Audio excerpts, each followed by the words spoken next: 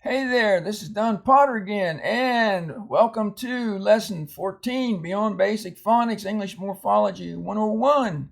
And we're in this one, we're going to be looking at the prefixes with short vowels and closed syllables. Now notice you can do this slowly. We'll look at this first word. We can say we're going to divide between the two consonants. And since that syllable ends in a consonant, that is going to be, that's going to be a short vowel. So it's going to be confide, not confide. And yes, you can do that. You can actually go in and code that and everything. The problem is when you're reading something out loud in words you haven't seen before, if you have to slow down to do this, it's going to put your audience going to go to sleep. So a lot of this is going to be automatic. There's a scientific term for this called statistical learning. Your subconscious mind is going to pick this up. You're going to be, once you've read a word once or twice, then from then on it's going to be fast, and you're going to get very fast at doing this. You do not want a rule to bog you down or slow you down in your reading and your decoding. And so we introduce this with the rules, and we want to know the rules, and I want to know that you know the rules. But when you're reading, you want to really get this stuff going fast. So we'll look at each sentence here. Mary was sad when Jim confided that he was being transferred across the Atlantic on a nondescript military transport ship. I hope you enjoyed that. I know that was a rather convoluted sentence, a little dense, a little complicated, but the purpose is to teach you how to decode these words. And you will be reading them in more artistic compositions by authors.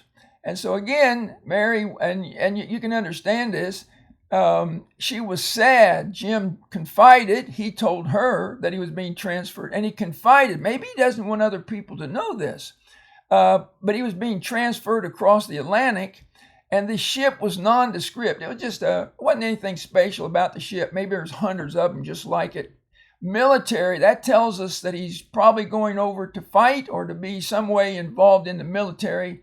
And transport is a ship that's carrying cargo, carrying goods over.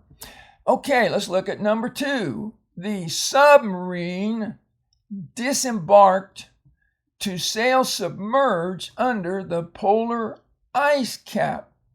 I realize that submarine and submerge is something of a redundancy. It's like saying something twice, but the purpose of these sentences is to teach you to decode and to read these words using the short vowels in closed syllables. So that's why I've got them in there twice. The submarine disembarked. Disembark, you may remember, means to leave the port. So it left the port to sail submerged under the polar ice cap. Tells where it's going. Number 3, I dislike misspelling words because they can lead to misunderstanding and misapplication. And I would like to make a comment here for my students and my colleagues. I think spelling by hand is better than spelling with a computer. Mistakes that I make, especially typos, when typing, I would never make those mistakes when I'm writing. And I believe that to teach spelling, I would not use I don't care to use a keyboard when I can use writing.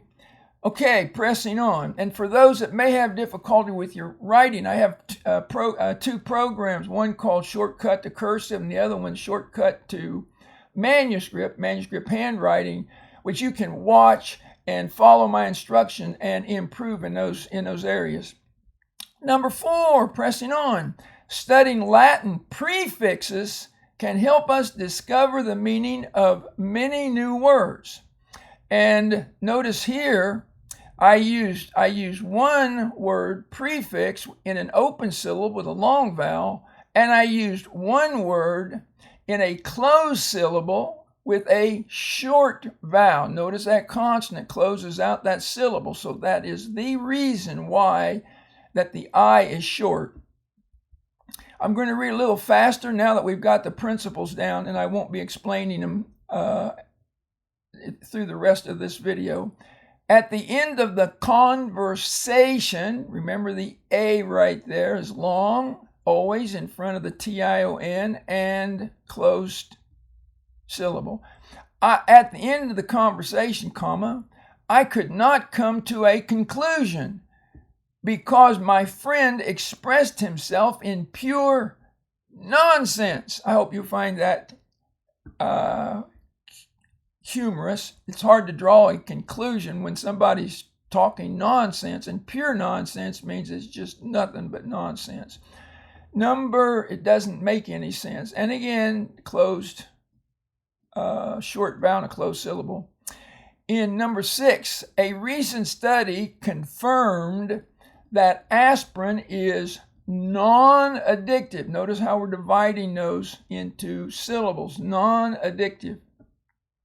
Number 7, export, and again, export, it's short with this consonant. Export means to carry out, and transport means to carry across. Number 8, the teachers aligned the non-aligned curriculum. Now they are aligned, and as a school teacher we had to do that because sometimes the state standards would change before we changed a curriculum that was aligned to the new standards, and so we had to go in and tweak things to make sure everything was aligned. If you've taught for very many years, I'm sure you're aware of that. Number 9, the teacher dismissed the class because she disliked the subject. That's very interesting. And number 10, misapplying information can lead to misunderstanding. You can have good information, but if you misapply it, then it can lead to a misunderstanding. And again, you see these short vowels in closed syllables. All right, and I dare say many of you in your schools, if you go back to your classroom and tell your teacher, oh, man, that's a short vowel and a closed syllable, they'll be really impressed with what you're learning with Mr. Potter. I love it when my tutoring students go to their classes and show their teachers all the wonderful things they're learning with me that make them a much better reader. And it's the joy of being a tutor, one of the greatest joys in the field of education. All right, we'll let you go.